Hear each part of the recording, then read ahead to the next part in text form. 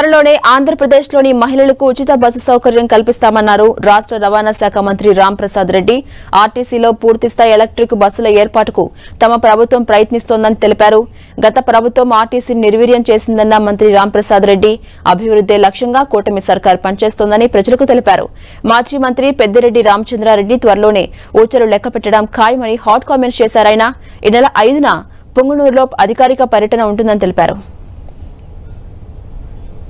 మూర్తులందరికీ ఉచిత బస్సు ప్రయాణం ఇచ్చేదానికి రాష్ట్ర ప్రభుత్వం సిద్ధంగా ఉంది. అతి త్వరలోనే మహిళా మూర్తులందరికీ ఒక శుభవార్త చెప్పేదానికి మేము సిద్ధంగా ఉన్నాం. అలాగే మా ముఖ్యమంత్రి గారు ముందే చెప్పారు, వచ్చే 5 సంవత్సరాల్లో ఆంధ్ర రాష్ట్రంలో ఎక్కడ చూసినా ఎలక్ట్రిసిటీ నడిచే బస్సులే వస్తాయని ప్రజలకు మేము తెలియజేసుకుంటున్నాం. గత 5 సంవత్సరాల్లో ఆర్టీసీ నిర్వీర్యమైంది.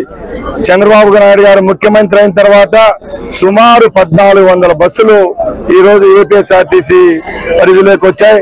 సుమారుగా ఇప్పుడు 400 బస్సులు రోడ్లపై కూడా రావడం జరిగింది. ముఖ్యంగా ఏ ఉద్దేశంతో అయితే ఆర్టీసీని ఆ రోజు స్థాపించారో గత 5 సంవత్సరాల్లో పూర్తిగా నిర్వీర్యం అయిపోయింది. ఒక్క బస్సు కొన్న పాపన పోలేదు గత ప్రభుత్వం. ఇప్పుడు మేము ఒకటే చెప్తున్నాం, మా హామీలు ఏవైతే ఇచ్చామో అవన్నీ సక్రమంగా ప్రజలకు అందే విధంగా ఈ రాష్ట్ర ప్రభుత్వం అయితేనే మా ముఖ్యమంత్రి గారు అయితేనే చర్యలు తీసుకుంటున్నారు. ముఖ్యంగా 5వ తేదీన మేము పొంగనూరులో అఫిషియల్ గా పర్యటిస్తున్నాం.